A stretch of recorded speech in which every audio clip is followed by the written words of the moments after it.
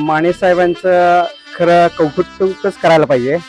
या भागातला विकास आणि या भागातल्या सर्वसामान्य नागरिकांच्या समस्या सोडवण्याचे त्यांचा हातखंड आहे आणि त्यांनी बऱ्याच प्रमाणात या विकास कामे या भागात केलेले आहेत. त्यांचं कारकीर्द कामाचं स्वरूप जनसामान्याचा संपर्क हा वाखाणण्यासारखा आहे.